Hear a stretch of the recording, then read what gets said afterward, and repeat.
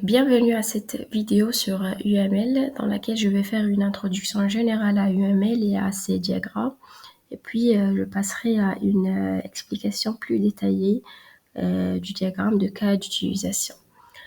Donc, UML, c'est un langage de modélisation unifié, Unified Modeling Language, qui est largement utilisé dans l'industrie du développement logiciel.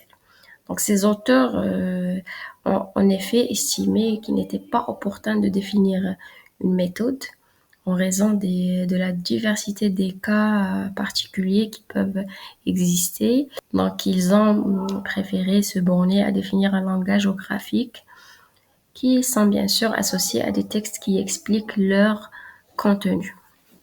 Donc, UML, ce n'est pas une méthode, mais plutôt un langage. D'accord? Donc, il peut être utilisé ou bien intégré à plusieurs étapes du cycle de vie de développement d'un produit logiciel pour améliorer et la compréhension et la communication des aspects techniques et fonctionnels du logiciel. Par exemple, si on prend l'exemple d'un projet qui utilise la méthodologie Scrum, donc UML, il peut être utilisé pour préparer le product backlog. Donc, grâce au diagramme de use case ou bien grâce au use case qu'on peut considérer comme l'équivalent des user stories. On peut aussi utiliser UML durant la phase de la conception pour définir la structure des données et des objets grâce au diagramme de classe, par exemple. On peut aussi utiliser les diagrammes UML comme des outils efficace de communication entre les membres de l'équipe de développement. Par exemple, on peut prendre l'exemple de diagramme de séquence.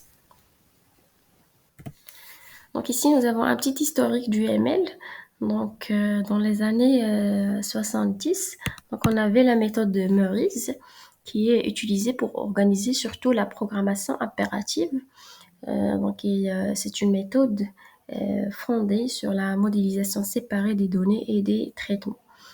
Plus tard, dans les années 90, donc après ou bien lorsque la programmation orientée objet a pris de l'importance, donc on avait plus de 50 méthodes adaptées qui lui ont été proposées. Donc, mais aucune n'a réussi à s'imposer. Et par conséquent, donc, un consensus s'est formé autour de trois méthodes en 1994. Donc, ces méthodes, ce sont les méthodes OMT, c'est Object Modeling Technique de James Rambo, et la méthode WOD, c'est Object Oriented Design de Grady Bush, et la méthode WOSE, c'est Object Oriented Software Engineering d'Ivar Jacobson. D'accord? Donc, ces trois figures, donc, ils se mirent d'accord pour définir une méthode commune qui rassemblerait leurs apports respectifs. Donc, cette unification a progressé par étapes. Donc, nous avons en 1995, donc Bush et Rambo se sont mis d'accord pour construire une méthode unifiée. Donc, ils l'ont appelée Unified Method, d'accord, 0.8. Et en 1996, donc Jacobson les a rejoints pour produire UML, donc UML 0.9. Bien sûr, il faut noter que méthode a été remplacée par le mot language, bien langage, d'accord. Ensuite, donc en 1997, donc l'OMG a adopté UML 1.1 comme un langage de modélisation des systèmes d'information à objets. Et finalement, donc la dernière version de la spécification UML, qui est le 2.5.1, a été validée et diffusée par l'OMG, l'Object Management Group, en 2017. Donc, cette version, il comporte un total de 14 diagrammes qui se répartissent en deux grands groupes. Nous avons les diagrammes comportementaux ou bien de comportement et les diagrammes structurels ou bien de structure ou bien statiques. Et pour les diagrammes de comportement, ils s'appellent aussi les diagrammes dynamiques. Donc les diagrammes comportementaux, ils représentent la manière dont le système se comporte et interagit avec lui-même, avec les utilisateurs, les autres systèmes et les autres entités. Parmi ces diagrammes, on va voir le diagramme, on trouve plutôt le diagramme de cas d'utilisation. C'est le diagramme qui fera l'objet de cette vidéo. On peut aussi trouver le diagramme de transition, le diagramme d'activité et les autres diagrammes d'interaction comme le diagramme de communication et le diagramme de séquence. Tandis que les diagrammes structurels, ils sont utilisés pour modéliser la structure statique d'un système, y compris les classes.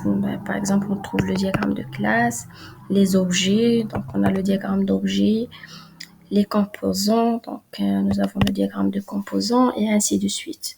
Bien sûr, donc ces diagrammes, ils permettent de aussi décrire les relations entre les différents objets statiques, bien les relations statiques entre les différents objets du système. Donc bien sûr, comme on a dit, donc UML ce n'est pas une méthode, d'accord? C'est un langage, donc dans un projet informatique. Donc on n'est pas obligé de produire tous ces diagrammes. Donc on va choisir ceux qui vont répondre à notre besoin. Donc UML c'est un langage qui nous offre ou bien qui met à notre disposition un ensemble de diagrammes qu'on peut considérer comme un ensemble d'outils à partir desquels on va choisir ceux qui vont servir à notre besoin.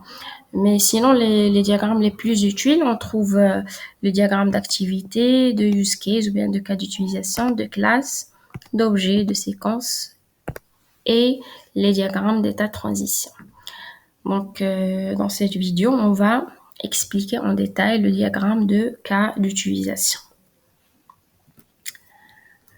Donc, le diagramme de cas d'utilisation, c'est le premier cas ou bien le premier diagramme à réaliser. Bien sûr, donc comme j'ai dit, donc UML, ce n'est pas une méthode, ce n'est pas une démarche qu'on doit suivre, mais c'est un ensemble de diagrammes à partir desquels on va choisir ceux par lesquels on est intéressé. Mais puisque dans le développement d'un projet logiciel, la première étape, c'est d'identifier, c'est la recueil des besoins d'utilisateurs, c'est la définition des spécifications fonctionnelles, des exigences. Donc, dans ce cas-là, je peux dire, puisque c'est le cas d'utilisation qui nous permet de faire cela, donc, ou bien d'illustrer ses besoins. Donc, je peux dire que c'est le premier diagramme à réaliser. Donc, les cas d'utilisation, comme je viens de dire, ils constituent un moyen de recueillir et de décrire les besoins des acteurs du système. Donc, bien sûr, donc cela se fait grâce à des allers-retours, des va-et-vient, des entretiens ou des meets avec le client. Donc, ce diagramme, il représente la structure des grandes fonctionnalités nécessaires aux utilisateurs du système. Bien sûr, il peut servir après comme support de référence. Donc, les cas d'utilisation, ils seront consultés et référencés tout au long du processus de développement du système. Donc, le diagramme de cas d'utilisation, il met en jeu 3 éléments principaux. Donc, vous avez le premier élément, c'est l'acteur. Donc, c'est l'acteur qui va interagir avec le système. Le deuxième élément, c'est le cas d'utilisation, c'est-à-dire la fonctionnalité ou bien les fonctionnalités couvertes par le système. Et le troisième élément, c'est les relations. Donc, les relations entre les différents acteurs, les relations entre les différents cas d'utilisation, etc. Donc, on va voir maintenant, on va essayer de voir chaque élément en détail. Et on commence par le premier élément. Donc, le premier élément, c'est l'acteur. Donc, un acteur, c'est tout simplement une entité extérieure au système modélisé et qui interagit directement avec ce dernier, avec le système. Donc, un acteur correspond à un rôle, pas à une personne physique. Donc, il ne faut pas confondre une personne physique avec un acteur, d'accord? Donc, un acteur, c'est un rôle. Par exemple, dans un site web ou bien dans un logiciel, on peut avoir le rôle administrateur et le rôle utilisateur, d'accord? Donc, le rôle utilisateur, c'est un acteur du système. Le rôle administrateur, c'est un acteur du système. Donc, une personne, il peut très bien assumer plusieurs rôles. Donc, une même personne physique, il peut avoir le rôle utilisateur et aussi il peut avoir le rôle administrateur. Donc, ces rôles-là, ce sont les acteurs du système. Donc, l'acteur, c'est celui qui est à l'origine des événements initiateurs reçus par le système. Il possède un nom. C'est le nom du rôle qu'il joue lors de son interaction avec le système. Donc, les acteurs, ils peuvent être les utilisateurs du système, mais ils peuvent ne pas être forcément des êtres humains. Donc, il peut s'agir soit de logiciels, des systèmes informatiques ou bien des équipements. Par exemple, si vous avez un scanner ou si vous avez une imprimante, donc il peut être un acteur de notre système. Alors, il existe deux types d'acteurs. Donc, on a l'acteur principal, d'accord? Donc, un acteur principal, ou bien est qualifié de principal pour un cas d'utilisation lorsque ce cas, il rend service à cet acteur. C'est un acteur qui utilise le système. C'est un acteur auquel le système rend service, ou bien le cas d'utilisation avec lequel il est en relation lui rend service. Donc, c'est celui qui initie, ou bien qui déclenche une interaction avec le système pour atteindre un but ou bien accomplir une tâche. Donc, c'est l'utilisateur ou le système externe qui déclenche le cas d'utilisation. Donc, chaque acteur qui déclenche le cas d'utilisation, bien qui initie un cas d'utilisation, il est qualifié de principal. Les autres auteurs donc, sont alors qualifiés de secondaires. Donc, les acteurs secondaires, donc, ils participent pour la réalisation d'un cas d'utilisation. Donc, ils sont là pour soutenir ou bien aider à compléter l'exécution d'un cas d'utilisation. Donc, le cas d'utilisation, il ne rend pas service à cet acteur. Cet acteur, il nous aide à accomplir l'exécution de ce cas d'utilisation, bien d'un cas d'utilisation, pour rendre service à un acteur principal. Donc, bien qu'il participe au cas d'utilisation, il ne l'initie pas directement. Donc, l'acteur secondaire, il est sollicité pour des informations complémentaires. D'accord? Donc, en général, c'est l'acteur principal qui initie le cas d'utilisation par ses sollicitations. Donc, un acteur, il est représenté par un petit bonhomme avec son nom inscrit dessous. D'accord? Donc, il y a une autre notation d'acteur qu'on va voir par la suite dans un exemple. Maintenant, on passe au deuxième élément du diagramme de cas d'utilisation qui est le cas d'utilisation lui-même. Donc, un cas d'utilisation, c'est tout simplement une fonctionnalité ou un service fourni à un acteur par le système. Donc, il est représenté par un ovale et qui contient cet ovale, il va contenir à l'intérieur le nom du cas d'utilisation. Donc, souvent, on utilise ou bien on commence avec un verbe à l'infinitif. Donc, par convention, on met les acteurs principaux à gauche et les acteurs secondaires. Donc, ici, vous avez acteurs secondaires. Ici, vous avez les acteurs principaux. Donc, on met les acteurs principaux par à gauche et les acteurs secondaires à droite. Donc ça, c'est par convention. Donc si vous ne le faites pas, votre diagramme ne sera pas incorrect. Donc un cas d'utilisation, je vous donne un exemple. Par exemple, si vous êtes en train de concevoir un nouveau site web et e-commerce, bien de commerce électronique, donc un cas d'utilisation peut ressembler à, par exemple, euh, naviguer dans le catalogue de produits, ou bien ajouter un produit au panier, ou bien passer à la caisse, ou bien payer la commande. Donc, tous ces exemples-là, donc, ce sont des cas d'utilisation ou bien des user stories. Finalement, une petite note. Vous avez ce rectangle-là. Donc, normalement, ce rectangle-là, il fait aussi partie du diagramme de cas d'utilisation. Donc, il représente les frontières du système. Donc, tout ce qui est à l'intérieur, ce sont, c'est ce qu'on doit développer. Et tout ce qui est à l'extérieur, c'est l'environnement de notre système.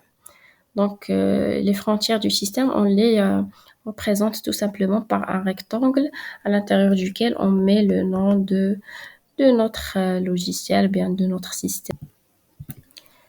Ici, nous avons un exemple d'un diagramme de cas d'utilisation complet qui contient tous les éléments qu'on vient de voir.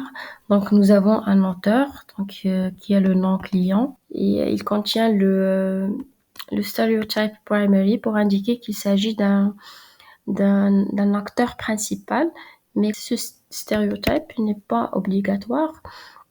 On a le cas d'utilisation retrait argent, d'accord, ou bien retirer argent, qui fait partie du système de GAB ou bien de guichet automatique bancaire. Et on a un autre acteur qui est le système interbancaire. Donc, on suppose que le client, il utilise un GAB ou bien un distributeur de billets, un distributeur automatique de billets qui n'est pas spécifique à sa banque. Donc, ce GAB, il va faire appel au, système de la banque de ce client, d'accord? Donc, il va faire appel à un acteur secondaire. Donc, comme j'ai dit par convention, les acteurs secondaires, on les met à droite du système ou bien à droite de la frontière du système. Et c'est noté avec aussi le stereotype secondary, mais aussi la même chose, ce n'est pas obligatoire.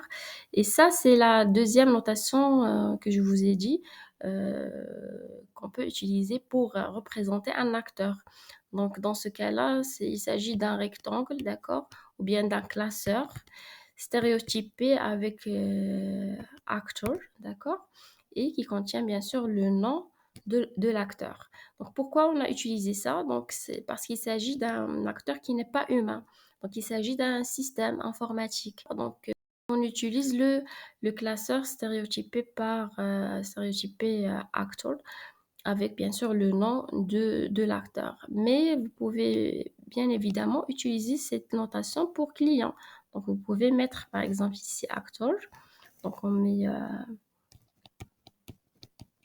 actor, d'accord, et je mets client, d'accord. Donc, ce n'est pas obligatoire, mais généralement, on utilise les bonhommes ou bien les petits bonhommes pour les acteurs humains. On utilise ce classeur, bien ce rectangle, ou bien cette notation pour les acteurs secondaires, plutôt les acteurs non humains. Alors maintenant, on passe aux relations, bien aux interactions qui constituent le troisième élément d'un diagramme de cas d'utilisation. Et on commence par les relations entre acteurs. Donc, le seul type de relation qu'on peut avoir entre deux acteurs, c'est la relation de généralisation. On dit qu'un acteur A est une généralisation d'un acteur B lorsque tous les cas d'utilisation accessibles à A le sont aussi à B, mais l'inverse n'est pas vrai. Cette relation de généralisation, bien d'héritage, donc il est symbolisé ou bien représenté par une flèche avec un trait plein dont la pointe est un triangle vide. Et cette flèche, elle est dirigée du cas ou bien de l'acteur spécialisé vers l'acteur le plus général. Donc ici, nous avons un exemple d'une relation de généralisation, bien d'héritage entre l'acteur directeur et l'acteur commercial. Donc on peut dire que le commercial est une généralisation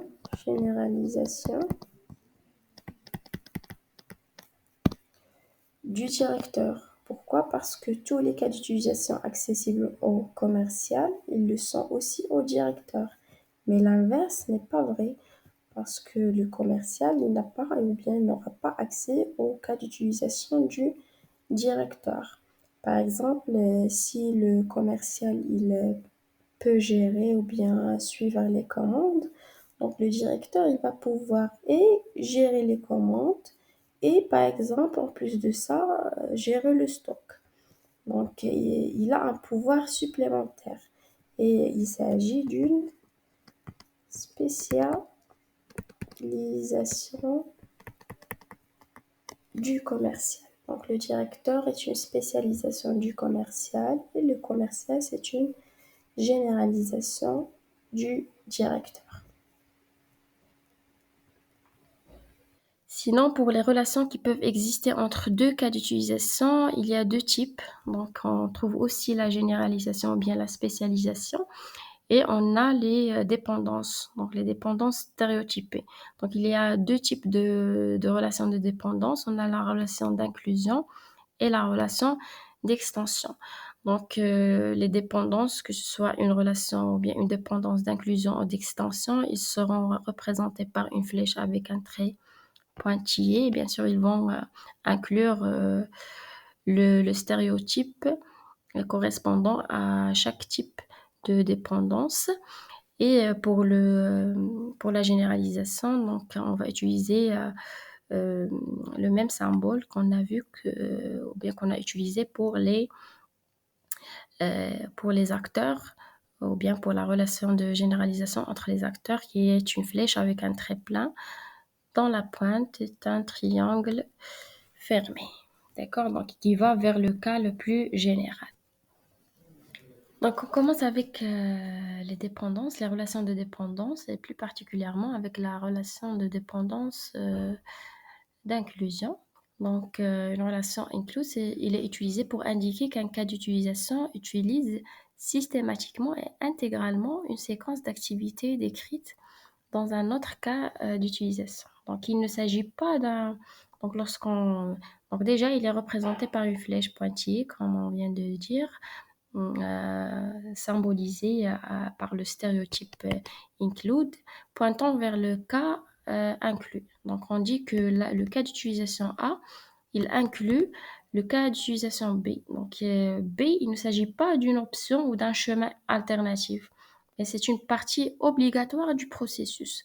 Donc, à chaque fois que le cas d'utilisation A se produit, donc le cas d'utilisation B, il sera exécuté. Donc, il sera inclus de manière constante et invariable dans l'exécution du cas d'utilisation A.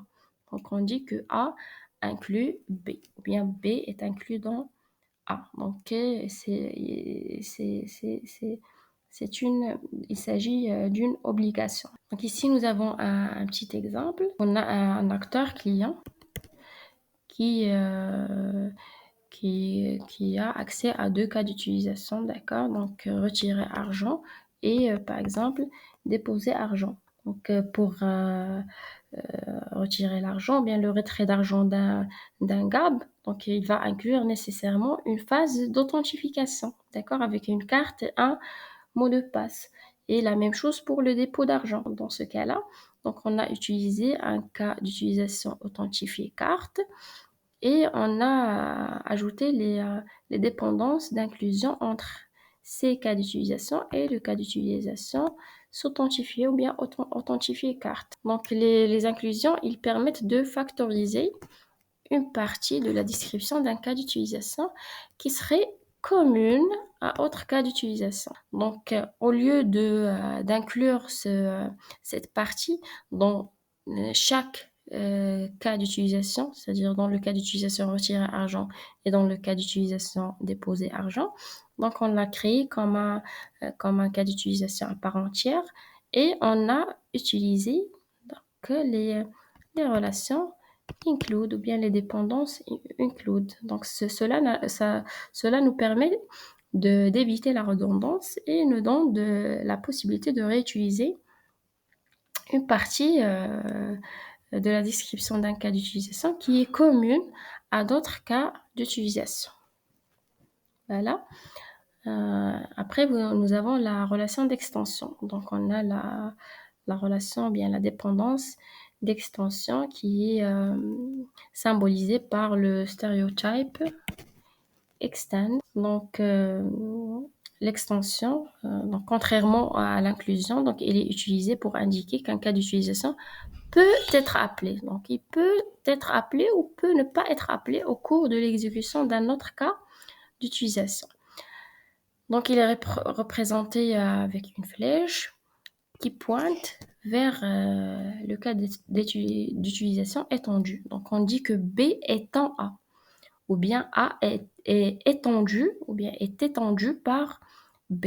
D'accord? Donc, c'est-à-dire, lorsqu'on exécute A, donc on peut éventuellement exécuter B, mais on peut ne pas l'exécuter. Parfois, ça dépend des conditions. Donc, dans ce cas-là, parfois, on ajoute la condition d'extension, mais le principe, c'est ça. Donc, le B, c'est facultatif. L'exécution de B, c'est facultatif. Ce n'est pas obligatoire. Donc, on dit que exécuter A peut éventuellement entraîner l'exécution de B. D'accord? Donc, comme j'ai dit, donc, contrairement à l'inclusion, donc l'extension, elle est optionnelle. Elle n'est pas obligatoire. Donc ici, nous avons un exemple de la relation d'extension. Donc, on a un client qui a accès à deux cas d'utilisation, le cas d'utilisation passer commande et mettre à jour adresse de livraison. Donc, le cas d'utilisation passer commande, il peut être étendu par le cas d'utilisation appliquer une réduction qui représente tout simplement le processus d'application d'une réduction sur une commande. Donc, ce use case, il peut être exécuté comme il peut ne pas l'être parce que ça dépend si le client dispose d'un code de promo, si on est dans la saison de solde ou non. Donc, par exemple, au cas où le client dispose d'un code promo, donc il peut exécuter ce cas d'utilisation. Donc, lorsqu'il est en train de passer une commande, s'il n'a pas de code promo, il peut tout simplement passer la commande sans faire appel, ou bien le cas d'utilisation passer commande, il peut être exécuté, ou bien il va être exécuté sans faire appel au cas d'utilisation appliquer une réduction. Donc, c'est une option. Nous avons aussi le cas d'utilisation appelé mettre à jour adresse de livraison. Donc, pourquoi on a mis la dépendance extend? Parce que tout simplement, le client il peut souhaiter mettre à jour son adresse de livraison en passant une nouvelle commande. Donc, lorsqu'il est en train de passer la commande, il arrive dans la rubrique ou bien dans la partie où il y a l'adresse. Donc, il peut, à ce moment-là, donc, mettre à jour son adresse. D'accord? Donc, ce cas d'utilisation, il peut étendre le cas d'utilisation passer commande, mais aussi il est en relation directe avec notre acteur parce que le client, il peut aussi avoir besoin de mettre à jour son adresse de livraison à tout moment, donc avant ou après avoir passé la commande.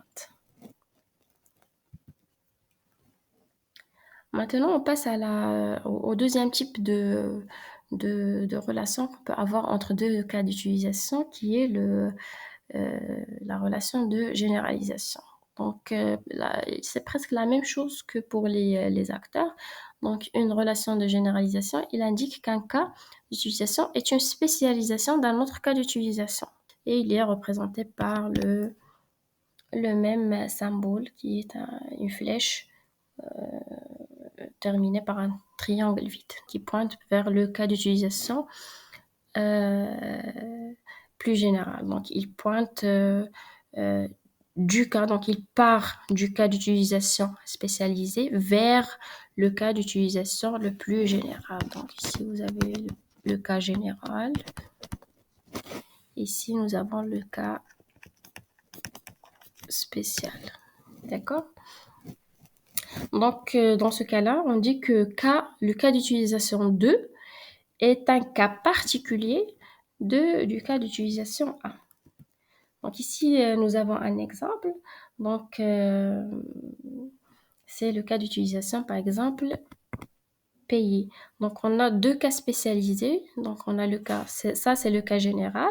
Et on a deux cas spécialisés qui est le cas d'utilisation payée par virement et le cas d'utilisation payée par carte bancaire. Donc, ces deux cas d'utilisation, ils héritent du cas d'utilisation payée. Donc, ils vont hériter les attributs, les comportements généraux définis dans le cas d'utilisation payée, tels que, par exemple, les étapes génériques du processus de paiement, les vérifications de sécurité, les confirmations, etc. Donc, et après, donc, chaque cas d'utilisation spécialisée, il va ajouter, d'accord? Donc, il va ajouter ses propres étapes et exigences spécifiques à sa méthode de paiement respective. Donc, dans ce cas-là, on dit que le paiement par carte bancaire est un cas particulier du paiement. Donc, le diagramme de cas d'utilisation, il décrit de manière générale les grandes fonctionnalités d'un système du point de vue des utilisateurs ou bien des acteurs. Mais il n'expose pas de façon détaillée le dialogue entre les acteurs et les cas d'utilisation. D'accord? Donc, les cas d'utilisation, c'est une séquence d'activités ou d'actions organisées en étapes distinctes qui doivent être exécutées pour réaliser le cas d'utilisation. Donc, ces étapes ils peuvent être décrites en utilisant différents diagrammes du ML, notamment le diagramme de séquence, mais il est recommandé de rédiger une description textuelle détaillée des étapes de la réalisation du cas. Donc, la description textuelle d'un cas d'utilisation, il ressemble à ça. Donc, il va contenir ce qu'on appelle un sommaire d'identification qui va contenir des informations sur le titre, ou bien tout simplement le nom de, du use case, par exemple, passer commande, ou bien payer par carte, ou bien payer. Il contient aussi les informations sur l'objectif, donc une phrase courte si c'est possible, sur les acteurs, donc les acteurs et les acteurs principaux, ceux qui vont réaliser le cas d'utilisation, et les acteurs secondaires. On a aussi des informations sur les dates, donc les dates de création et de mise à jour de la description courante, le responsable du cas d'utilisation, la version, et après on trouve les préconditions, c'est-à-dire les conditions nécessaires pour que le cas d'utilisation s'exécute. Et chaque cas d'utilisation, donc, il sera décrit en détail par un ensemble de scénarios. Donc, on distingue le scénario nominal et le scénario alternatif. Donc, pas d'erreur. Donc, ça, c'est ici. Donc, on va le voir ici, les scénarios d'exception.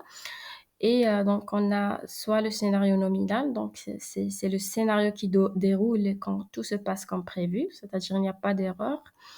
Et on a les scénarios alternatifs, ce sont les scénarios qui sont les variantes du scénario nominal. Après, on a les scénarios d'exception, c'est-à-dire les scénarios qui décrivent les cas d'erreur. Et après, on doit renseigner les post-conditions, c'est-à-dire l'état du système à l'issue de l'exécution des différents scénarios. Donc ici, on a un exemple d'une description détaillée du cas d'utilisation retirer de l'argent avec une carte Visa. Donc, ce cas d'utilisation, donc son objectif, c'est de permettre à un porteur de carte Visa, non client de la banque, de retirer de l'argent si son crédit, bien sûr, hebdomadaire le permet. Donc, ici, nous avons les acteurs. Donc, on a l'acteur principal, c'est le porteur de la carte bancaire Visa. Et on a le système d'autorisation automatique Visa, qui est un système, qui est un acteur secondaire et c'est un acteur non humain. Donc, il s'agit d'un système. Nous avons la date de la création, la date de la mise à jour de la description courante, la version, le responsable et on a les préconditions. C'est-à-dire pour pouvoir réaliser ce cas d'utilisation, la caisse du GAB, il doit être alimentée de billets et aucune carte bancaire ne doit être dans le lecteur. Alors ici, nous avons les différentes étapes du scénario nominal de l'exécution du use case, où bien sûr chaque étape est numérotée. Et comme on a dit, donc le scénario nominal, c'est celui qui se déroulera si tout se passe comme prévu, c'est-à-dire si aucune erreur ne survient. Et il commence par l'introduction de la carte Visa par son porteur dans le lecteur de carte du GAB. Le GAB va ensuite vérifier qu'il s'agit bien d'une carte Visa et il va demander au porteur de la carte de saisir son code d'identification. Donc le porteur doit bien sûr saisir son code et le GAB il va comparer ce code avec celui codé sur la carte, bien sûr la puce de la carte. Ensuite, le GAB il va demander une autorisation au système d'autorisation Visa et le système d'autorisation il va donner son accord et indiquer le solde hebdomadaire. Ensuite, le GAB il va demander au porteur de la carte de saisir le montant du retrait. Le porteur doit saisir le montant souhaité et le GAB il va contrôler ce montant par rapport bien sûr, au solde hebdomadaire indiqué par le système d'autorisation Visa. Ensuite, le GAB il va demander au porteur de la carte Visa s'il souhaite avoir un ticket. Le porteur de la carte Visa il va accepter. Ensuite, le GAB il va rendre la carte à son porteur. Le porteur de la carte il doit reprendre sa carte. Le GAB va délivrer les billets et un ticket. Et le porteur de Visa va prendre les billets et le ticket. Ensuite, on va bien sûr prévoir tous les enchaînements alternatifs possibles. Donc ici, nous avons un exemple. C'est le cas où l'utilisateur, bien le porteur de la carte, saisit un mot de passe erroné. Donc pour la première ou bien la deuxième fois, bien sûr, parce que pour la troisième fois, ça sera considéré comme une erreur. Et dans ce cas-là, ça doit être géré par un enchaînement d'exception. Parce que la différence entre un enchaînement alternatif et un enchaînement d'exception, c'est que pour les enchaînements alternatifs, le scénario nominal, il peut reprendre un point spécifique. Alors que pour les enchaînements d'exception, généralement, l'exécution du cas d'utilisation va être terminée. Donc cet enchaînement, il va démarrer au point 5 du scénario nominal, c'est-à-dire l'étape où le GAB il va comparer le code saisi par le porteur de la carte avec celui codé sur la puce de la carte. Donc, il va trouver que les deux codes ne sont pas identiques et dans ce cas-là, il va exécuter les deux étapes suivantes. Donc, il va indiquer au client que le code est erroné et ensuite, il va enregistrer l'échec sur la carte. Et après, donc, le scénario nominal, il va reprendre au point 3, c'est-à-dire au point où le GAB demande au porteur de la carte de saisir son code. Un autre exemple d'un enchaînement alternatif possible, c'est le cas où l'utilisateur saisit un montant supérieur au solde hebdomadaire autorisé. Donc cet enchaînement va démarrer au point 10 du scénario nominal. C'est l'étape où le GAB contrôle ou bien compare le montant saisi par l'utilisateur et par rapport au solde hebdomadaire. Et dans ce cas-là, le GAB va indiquer au client que le montant demandé est supérieur au solde hebdomadaire autorisé et le scénario reprendra au point 3. Après, on décrit les différents enchaînements d'exception. Donc, on pourra trouver plusieurs, mais ici, on n'a que deux exemples. Le premier, c'est lorsque la carte est invalide. Donc, cet enchaînement, il va démarrer au point 2 du scénario nominal. C'est lorsque le GAB, il va vérifier la carte introduite. Et donc, il va indiquer au porteur de la carte que sa carte est invalide, donc soit illisible, soit périmée, soit autre chose. Il va la confisquer ou bien la carte va être avalée et le cas d'utilisation sera terminé. Le deuxième exemple, c'est lorsque le code d'identification est définitivement erroné, c'est-à-dire pour la troisième fois. Donc cet enchaînement, il va démarrer au point 5 du scénario nominal. Le GAP va indiquer au client que le code est erroné pour la troisième fois et il va confisquer la carte. Et bien sûr, il va informer le système d'autorisation Visa et le cas d'utilisation sera terminé. Et finalement, on a les post-conditions. Il s'agit de l'état du GAB à l'issue de l'exécution du cas d'utilisation. Et dans ce cas-là, on aura un nombre de billets manquants en fonction du montant du retrait. Donc ici, vous avez un exercice que je vous invite à résoudre pour vous familiariser avec les différents concepts et notions qu'on vient de voir. Sinon, pour créer vos diagrammes UML, donc vous avez le choix entre plusieurs logiciels ou bien outils de modélisation. Il y a quelques-uns qui sont gratuits, d'autres qui sont payants. Pour ceux qui sont gratuits, donc on trouve surtout Argo UML qui est open source. On a aussi Asta qui offre une version gratuite. Après, on a Enterprise Architect qui est surtout dédié aux professionnels. Et vous avez Star UML qui est également payant et qui propose une version d'essai gratuite et qui est très populaire parmi les étudiants et les professionnels. Sinon, vous pouvez utiliser Lucidchart ou bien Draw.io qui sont appréciés pour leur facilité d'utilisation et leur capacité de collaboration en ligne. Voilà, donc c'est tout pour le diagramme de cas d'utilisation. J'espère que tout était clair et bon courage à tous.